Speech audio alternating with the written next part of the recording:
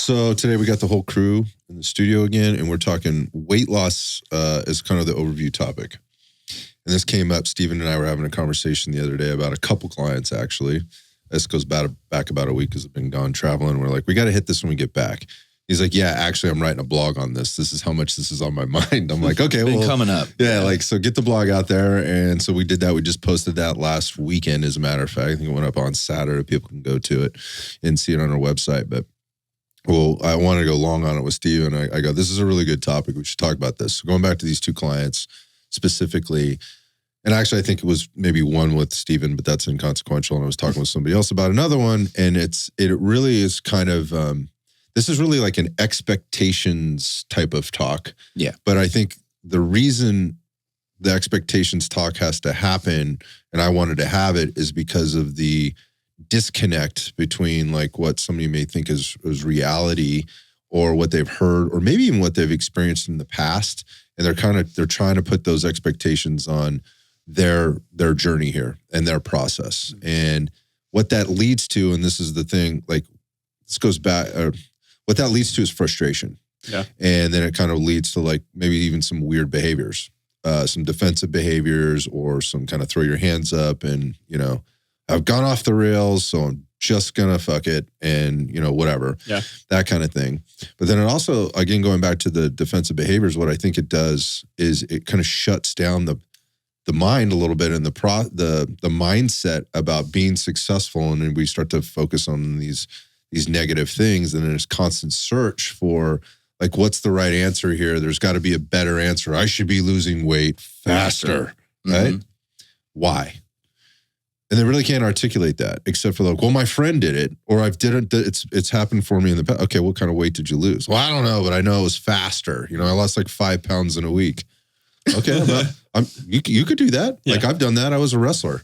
Like I could drop 5 pounds in a fucking day. Like, no problem. But like, what was the long-term result? How sustainable is that? Yeah. What was my performance like on the day that I had to do that, or whatever? I'm running in a trash bag, sitting in a sauna, spitting, and eating lettuce and drinking Diet Pepsi for 3 days before I eat. That doesn't make any sense, right? Yeah. But anyways, what are we talking about here? Mm-hmm. So anyway, Steven kind of jumped into, again, the blog piece, but what I was saying there is that when you start having these conversations, you've had enough of them as a coach, whether it's as a nutrition conversation or exercise conversation or whatever, you have to be very, like, I have to manage my emotional level anymore, which is actually one of the reasons I don't do a lot of coaching with people anymore, because I just don't have a filter or a level of patience like I used to be able to walk them through the conversation. I will simply go straight to the truth. That's all I care about, the objective truth. And that's the conversation we're going to have. And the reality of that situation is when people are at this point, it's not what they want to hear. 99.9% of the people cannot handle this conversation. And what I mean by that is they just lose their fucking mind, and they certainly can't be told, no, you're wrong, or you're being unreasonable. And those are truths. You're being unreasonable. You don't have anything to back this up other than your emotion and your feelings right now. And while I care about you as my client or whatever, like, we have to get past the feelings. Are you ready for that? And of course they're not. Yeah. So it can get ugly, and it can get very frustrating for a coach. Man, I think about like when I first became a coach, and I honestly didn't know how to handle a conversation. I think that's something that you can learn how to exercise and all these different things of what it is being a personal trainer. But when you start to become a coach, like, how do you have these conversations? Because I find, especially when I didn't know how to answer it, I almost found that clients were almost like accusatory at me of like, it was my fault. Wild, right? Like I'm paying you for this service. No, they don't. And I had to have these conversations, and I always had to explain it, and I had to kind of break it down, where now my realization of like this holistic approach of what does your last years looked like? What are you doing now? What is the patience? What is the timeline? Which is all stuff we're going to get into. But it's interesting. I mean, I've had this conversation over the years hundreds of times at this point, and I didn't know how to handle it for a very long time. So that's the difference between being a personal trainer, I think, and being a coach. Yes. There's an art in communication when you are a coach. That's a good job. Yep. I think I'm going to transition over to Steven here, and I think with Steven, I can almost bet I know what he's going to say, and people could say, well, yeah, because you talked about it before the show. We didn't talk about this, but I just know a lot of this could be headed off at the past, or let's just say it could be muted to a certain extent if the proper expectation and conversation was handled at the front end of all of this, right? From the beginning. So that, almost in a way, like, I'm telling you, this is going to come up again, and I want you to remember this conversation that we're having right now. We record this? Because you're going to have some frustration, and we're going to run into these roadblocks. This is part of the process. You need to remember that when we get there, and trust that I'm here to help you. And, we will walk through this together. But at the same point, like, they will still come back with the, like, well, this isn't working. And this is wrong, and I've paid, however much money, and so I should have this result. Yep. So I maybe just getting beyond the coaching piece right now, like going back to the expectation setting, Stephen, where do you want to start with this whole thing? Well, I would think that the root of this entire conversation is kind of our instant gratification society. And how I've sort of framed this when I'm working with a client for the first time is trying to create or illustrate the difference between a transformation coach and a lifestyle coach. Because I think that a lot of people see on social media, they want the transformation. They see like Donna Lee from Nashville lost 40 pounds in 2 months signing up for nutritionnonsense.com. And it's somebody holding their big pants while now they're skinny, and this happened in 3 months. People see that, they see these side by side transformations. They're like, I want that. And that happened in 3 months and 6 months. Wow. Like, I'm going to sign up for whatever this plan is. And they're already getting this idea that, by that vacation that's at the end of the summer, and this is like February or something, like, I'm going to look completely different for my vacation. Yeah. And then when they start getting into a program and they don't see those rapid results, now they're frustrated. Now they're like, what did I sign up for? This is BS. This isn't working. So bringing it back to transformation versus lifestyle, I try to set that expectation ahead of time. Yeah. They're like, I'm not a transformation coach. I'm a lifestyle coach. So there are ways that we could cut corners and get you to lose weight faster. There are ways that we can, essentially try to just get you the fastest result possible. But if you haven't already done that before, you'll see that that's not going to be a sustainable approach. It's going to suck. It's going to feel restrictive. You're going to be hungry. It's, maybe you'll cut to the result that you're looking for, but then you're going to rebound. Yes. That I think when you drop the R word in terms of like rebound, people are like, oh, I understand that. I don't want to do that. Rebound is bad. So that's how I begin to set the expectation that, are you going to lose 40 pounds in 3 months? Probably not. Very few of my clients have ever seen that rapid of weight loss. But if we do this properly, you could lose 40 pounds over the course of a year, and you'll never see that 40 pounds again. Yeah. And that's my goal. I love that. I think that's a conversation I have a lot with people, and we can get into the details of that. But I think not just losing weight, but how do you maintain that weight loss? So exactly like not rebounding. So I have that conversation a lot of like, okay, you want to lose this weight now, but do you still want to be at this good spot in 6 months or a year?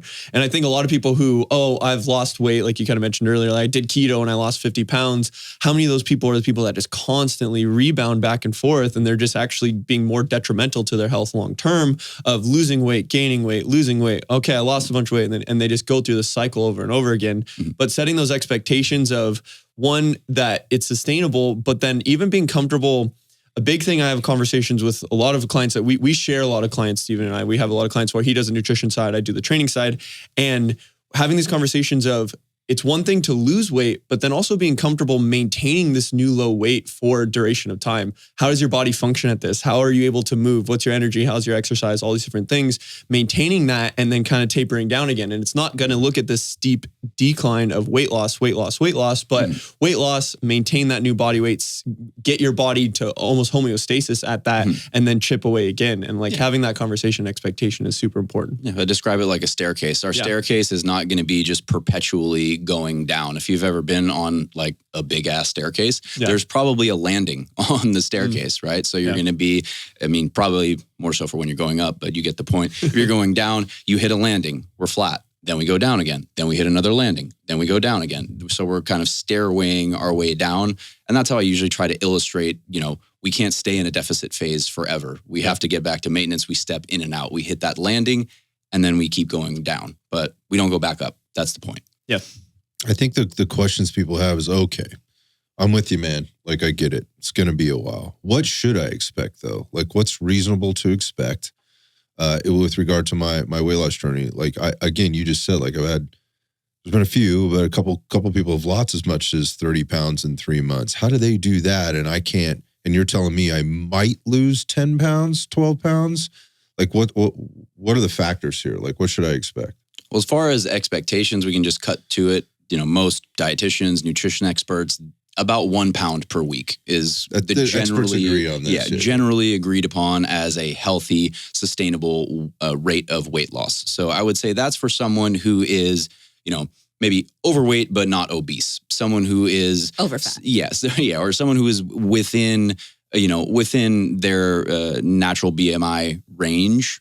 Not someone who is stage 3 obese. So if someone has a significant amount of weight to lose, say, someone whose healthy weight would be 170 pounds and they currently weigh 275 pounds, 300 pounds, someone who has a significant amount to lose, now we may look at 1% of body weight. So if somebody who is 300 pounds, they may lose 3 pounds per week. And that would be a reasonable expectation for somebody of that size. Whereas somebody who is 150 pounds might be more like 1.5 pounds per week. That would be optimistic for a lot of people. It could definitely be less than 1 pound a week as well. So that's something I sometimes I get that question, like, so how long is it going to take me to lose 10 pounds? I'm like, I'm not going to answer that question because there are way too many factors. There are way too many variables, but I have heard before, somebody, I remember somebody breaking it down to me like, well, what was it? Like 1 pound of fat is 3,500 calories. That's the caloric density of 1 pound of fat. So if I'm in a caloric deficit of 3,500 calories per week, therefore, that's what 500 calorie deficit per day. Therefore, that is the formula for losing 1 pound of fat per week. Oh, yeah. And to that, I'm like, if the formula was perfect, 75% of our country would not be obese. Oh, yeah. So there were 2 clients we were talking about, and that was one of them. So no, I did recall No, that, yes, right? that's right. I have worked with that client, and I want to punch that client in the face when he says shit like that, right? Like it's just, I get where you're coming from. This is like an engineer's brain. They're just doing the math problem, right? And they're outcome driven all the time. It's all the time. If I do this, then that. A plus B equals C. A plus B equals C. Whatever it happens to be. 2 + 2 = 4. They don't understand that they need to be process driven, and the outcome will come, but how that comes is not defined. We could make some pretty good guesses, right? But there's a lot of factors that go into that. So how long will it take me to to lose 10 pounds? Well, again, like you said, if that math worked out, then the math would math, but it doesn't math. It just never does. If only it worked that systematically and that linearly. Yeah. At the same time, without overcomplicating it, it is about being in a deficit at some level, but also being at an optimal level through things like metabolism and sleep and rest and recovery and all those things in order to, hormonal balance, in order to maximize that stuff. So, while somebody may have the potential in, this given period of time to lose that 10 pounds, that doesn't mean they're doing all the things in the process to get there. And the nutrition piece is like the one thing that can get very gray very quickly versus exercise, where we know, you could even kind of just get in the ballpark or even in the parking lot of the ballpark, with your resistance training and have pretty good results, have a good result. And that's, I think, and we see that because it's been so dumbed down, over the years, and still people get great results. Like the meathead approach works until it doesn't. Lift heavy stuff. Yeah. Lift heavy stuff. You're going to put on some muscle, right? You're going to get stronger. That's the way the body works. But just because you cut calories doesn't mean you're going to lose body fat. It doesn't work that way. And so trying to equate those two things is a challenge for people. Yeah. And I think there are a number of factors at play. So again, when somebody asks me, well, how long will it take? I'm like, it depends. Yeah, yes. So, a couple factors that are key is going to be age. It's going to be gender. It's going to be your current body composition. It's going to be your diet history, the degree of caloric deficit you're in. So there are a number of factors there. I guess we could start maybe with the factors that are beyond your control. Age, gender. Yeah, you know what I'm talking about as far as gender, but biological sex. Yes, assigned gender, age. That's going to be a factor. As individuals get older, our fat to lean tissue ratio changes. Our body fat percentage goes up. as we get older. And as our body fat percentage goes up, our resting metabolic rate is going to decrease. So the higher percentage of body fat you have, the fewer amount of calories you're going to be burning at rest. And therefore, it's going to be more difficult to lose weight. So I don't like to use the well, it's just because of my age. I'm just getting older.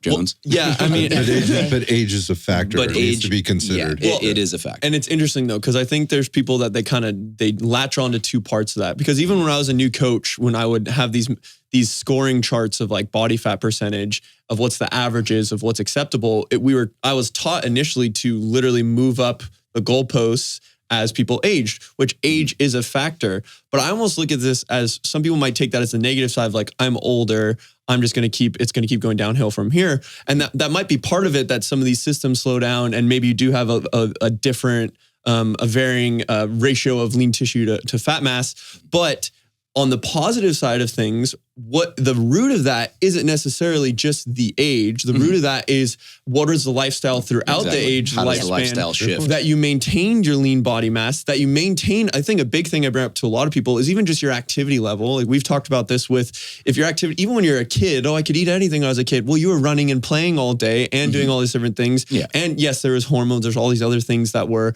on your side of the equation. But a lot of it as we age is not just the number of your age, it is the loss of the lean tissue, it is lean mass, it is the loss of your general activity throughout the day. You become more sedentary. Exactly. Yeah. So keeping those things up, your metabolism actually doesn't need to slow down or metabolism slow down as much as most people assume, I think. I think this may have come up on another, just like a little deja vu here, but yeah.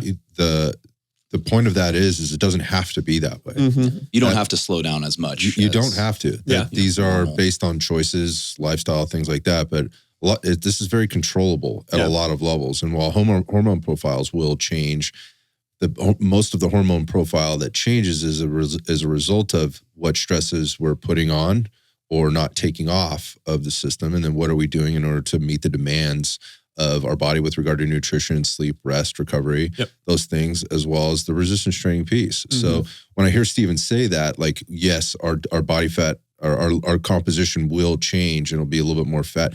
That's just because that's the 90% of the 99% of the population out there that's doing that right now. So that's an assumption we can make because we work with that 99%. That 1% is a very small fraction, if it's even that has been managing this process the whole time or is really putting in the effort to continue to build lean tissue, to build muscle mass, to keep their cardiovascular fitness where it needs to be, not overdoing any of that, to not be eating like an asshole, to be supplementing properly, to be sleeping properly, recovering, taking care of themselves. So it doesn't, the point of this is it doesn't have to be. However, let's be real. Again, going back to facts over feelings, where are you? You've been a turd for the last 10 years, right? And you came to me, and what I mean, respectfully, you haven't done anything. Yep. I know what I hear you saying, you've been doing work. You've been doing work for 2 months. You did this for 10 years, right? So it's a very small percentage of the total time it took you to get here. So you really haven't done any work, right? Okay. So as long as we can agree, we can get some agreements on that, then we can move to the next thing. Right, which is how many calories you're eating. Well, I don't use that.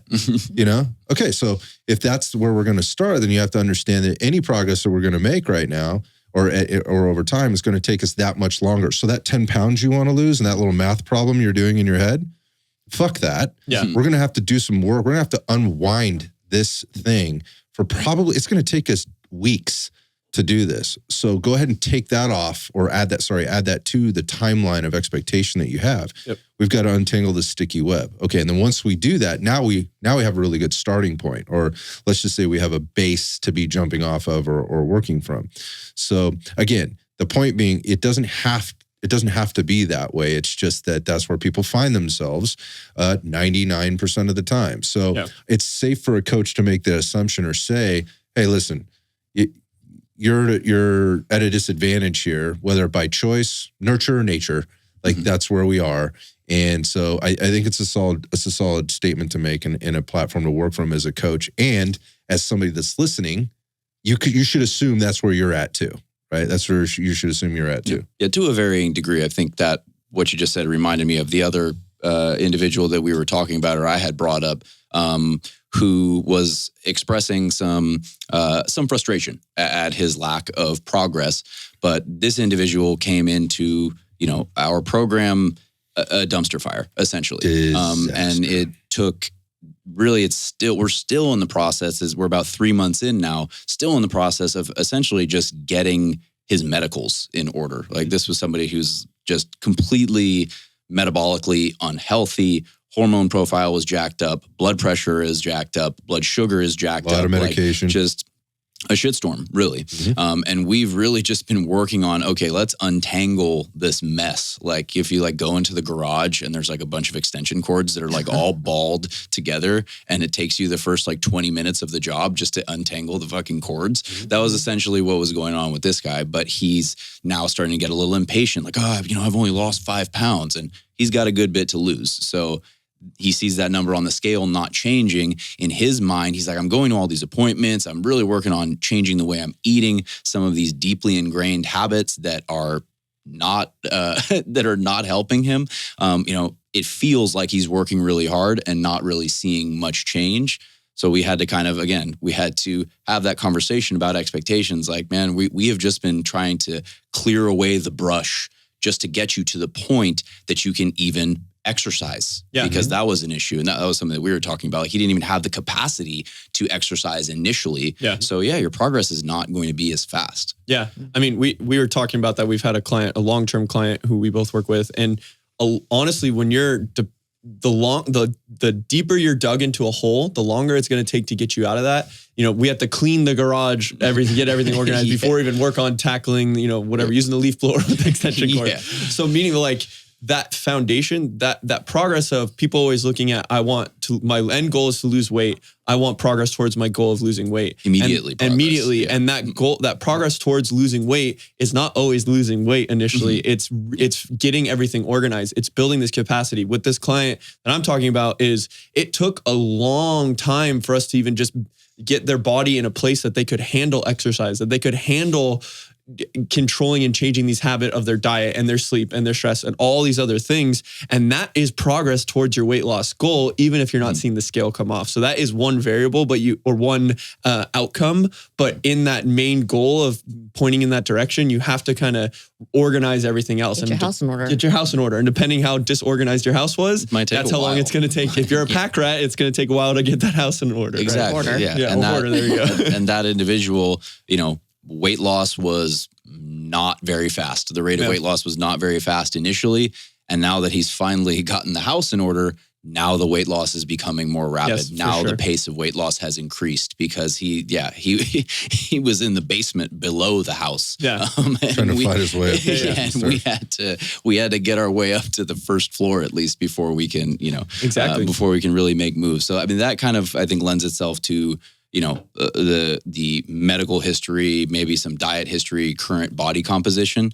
I think it's also important to note that gender is a factor as well. So we talked about age, and then we just dipped it a little bit into diet history, body composition, but gender is a factor. I was asking Cece to co-sign that, women get frustrated if their husband is losing weight faster than them. Yeah, they're both doing it at the same time. Mm-hmm. Yeah, a lot of times women will say, how come he's losing so much more weight and he's doing it faster than I am? All he did was cut out he stopped ordering fries. All he did was stop drinking beer. Stop drinking beer, beat me to it. All he did was, now he only has 3 beers instead of 7, and he's rapidly losing weight while I'm over here just meticulously tracking, doing everything right. What's the deal? I've run into that with couples that have been on my program simultaneously, but it goes back to that body fat to lean mass ratio. Just biologically speaking, generally speaking, women have a higher body fat percentage than men. They have a lower resting metabolic rate. They burn 5 to 10% fewer calories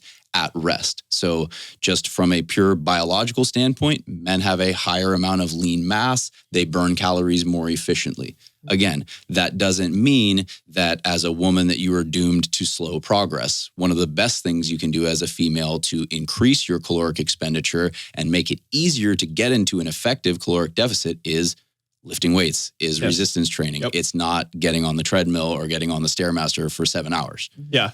For sure. I'm sure you guys have run into maybe some similar. The comparison where you're trying to compare the wife and the husband too, that's a poor comparison. Again, like for a lot of reasons, but that is the closest one. It's literally at home in front of their eyes every day, so they're seeing it. But that makes kind of good logical sense. It makes sense that they would be making that comparison, but it isn't. I mean, you're talking about two totally different human beings. Apples and oranges. Yeah, it's apples. You're right. It is apples and oranges. And then one of the things you guys are talking about is just body composition in general. And that is, if you're coming in very over fat, the more fat you have on your body, the harder it's going to be. It's going to be to lose that fat, coming up front. And I think that's something that you would expect. Like, oh, well, this person has all this weight to lose. In the body fat sense, they should be able to pull that stuff off. Like and once they get it going, it's going to come off it's going to melt off like butter. No, well, that's what the transformation photo implies. Exactly. Yeah. So that's just not the case. I mean, having excess body fat is going to challenge you in more ways than you want. I don't want to give people too much room for their bullshit. And out, yeah. Yeah, but that high level of body fat is going to impact your hormonal level and how your body, or hormonal levels, and how your body processes certain things and does certain things at the cellular level. So when you start to talk about our endocrine system and how it functions, it has to kind of fight through all of that. So just because you have 100 pounds to lose doesn't mean you're necessarily going to be losing body fat more rapidly in either pounds or percentage of body fat, as somebody that, has 100 less pounds, than you to lose and is doing effectively or, comparably the same things, with regard to, I guess if things were equated, if you're 200 pounds overweight versus you're 100 pounds overweight, you're going to be in a quote unquote advantage if all things are equated at losing a bit more body fat kind of right out of the gate. Takes some time there. You're asking your body to do a lot of work and figure out, what it needs. Again, it didn't get here overnight. Yep. So the reason you are 200 pounds overweight is because your body is very good at converting excess calories into body fat. Well, first off, we have to teach it that that's not cool. Then teaches the manners. Yeah, that's a thing. And then you have to create a demand that then, now that you've taught it that it's not cool to be storing all of that, then we have to teach it how to utilize it. And again, when I say teach it, it's more or less we have to impact it. We have to affect it. And what are the things that go into that are other factors with regard to how fast or how much weight can you lose in a period of time. Now we need to look at some of the other things that would make more sense, but I think get thrown, the baby gets thrown out with the bathwater when they start to get frustrated. And that is the consistency piece of the things that we're doing on a regular basis. And we've had this conversation before, but okay, going back to calorie guy. Well, if a pound of fat has 3,500 calories in it, and I do that on all that stuff, and so they're doing like this day by day, calculation of what did I eat today, and my calories are equated to this. However, we are not taking into account like macronutrient profiles or anything like that. Coming back, most people don't do it that way. There's a fluctuation. You're not eating the same thing every day. Some people do that. I mean, I never did it that way. I always cycled, either intentionally or unintentionally. Like I got a little bit more of this one day, a little bit less of that the next day. There's ebb and flow on a day to day. Yeah. So at the end of the week, they're looking at, they're tracking 3 days, 4 days, and they're at their maintenance or below maintenance in a deficit, but then they get to 1 or 2 days during the week where they are way over, and then maybe one day where it's way under, to the extent where maybe you have under-eaten for the entire week. That could impact the rate of weight loss and not the way you would expect it to be, right? If you're overeating calories over the course of a week, over the longer period of time versus the 4 days where you're like, no, I was spot on. And then you go hog wild on Friday night at happy hour or something like that, that could be the difference. As we're particularly on the front end,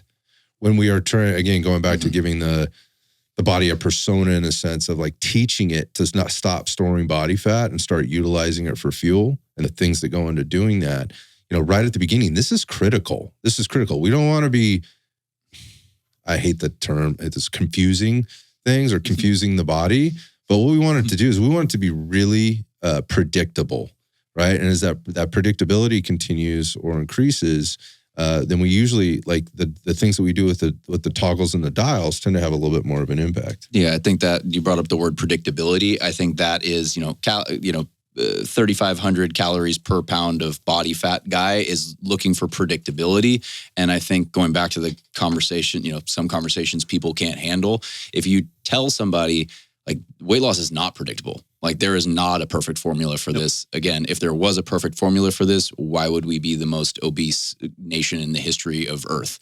It's all of these calculations have existed.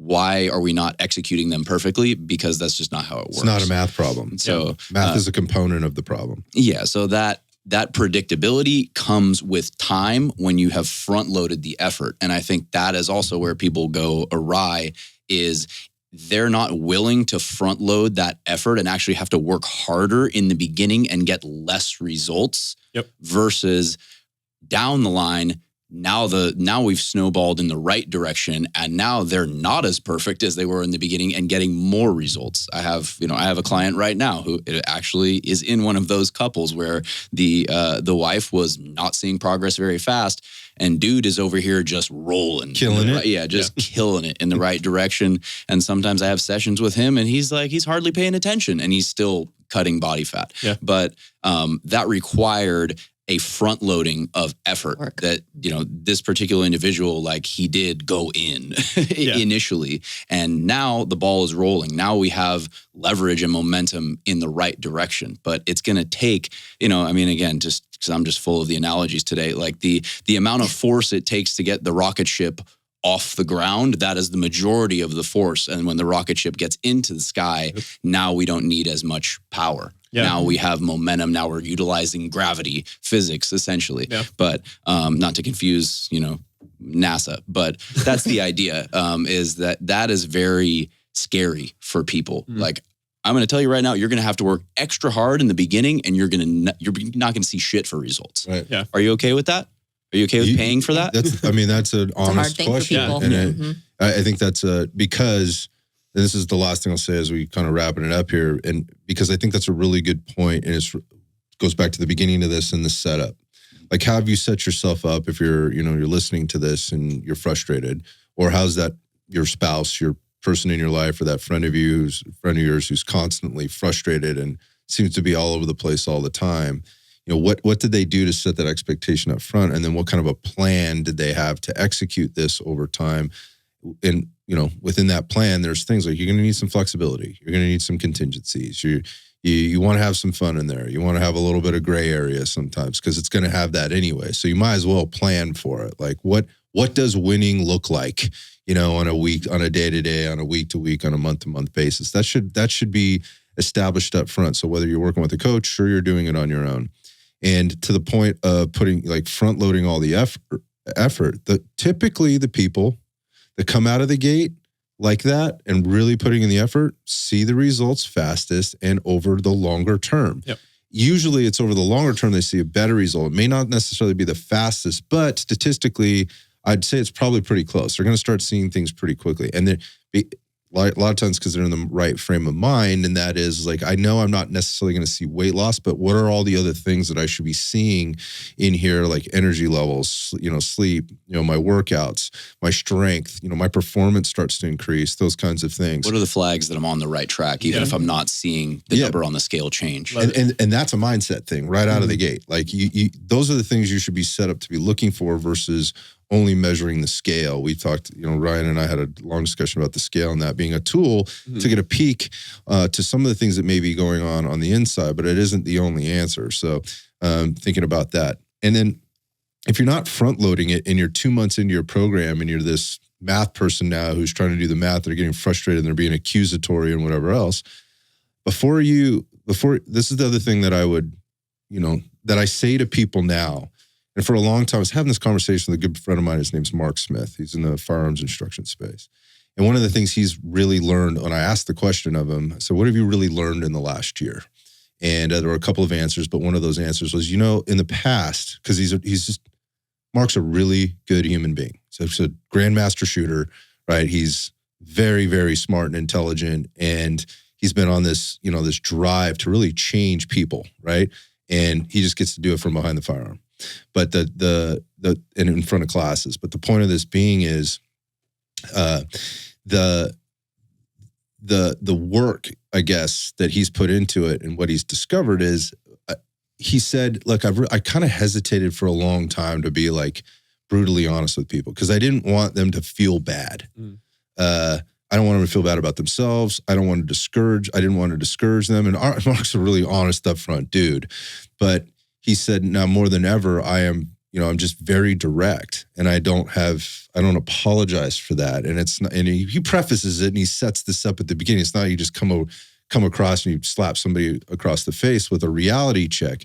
This is all set up again. It comes from the beginning and setting expectations and kind of, if you're working with a coach, what are the boundaries? What's our relationship? Those kind of things. But with yourself, you need to think about this too. And I guess I say that to say, kind of at the end, what I would say to most people when they come to me in month 2, which is real early in the process, and they're coming. And if you're one of those people that's frustrated and you want to point the fingers, blame a coach, blame a program, blame a diet system, blame the flag that you planted in the ground on whatever diet it is, I would say this, take a hard look, because generally a larger percentage of the time, the results that you are not seeing are directly related to the work you are not doing. And that doesn't necessarily mean you're not counting calories. There are so many things in that equation. So think about, like, what am I not doing versus what am I doing? And those are the questions you'd be asking a coach or somebody like that, including yourself, like, of all the things. And there's a lot of things on that list. That's what makes the whole weight loss journey and nutrition coaching so much tougher than personal training or, like strength and conditioning coaching, because it is so much less predictable for so long before you can find the predictability. There's a lot more uncertainty that people have to kind of just hang in and have faith with. Yeah. So you really have to make, this is a commitment thing that you have to make, and then the consistency thing, and then the honesty thing. So, that's where I leave it with that. And that, again, having those realistic expectations are very much based on the individual's current or past, current, and future circumstance, what they're trying to get to. So don't buy into the transformation challenge or whatever else. While those things have been very effective for people in the past, I've seen it. I was around for the when Bill Phillips, came out with Myoplex, and was head to head with Metrics, and they did the huge transformation challenge. One of the greatest things that ever happened to the industry, to the fitness and supplement industry, because it showed people that these crazy transformations could be done by normal people. These were not bodybuilders. There's a lot of cheating and there's a lot of weird shit going on, in order for people to win the prize money or whatever. But that didn't stop people from getting involved.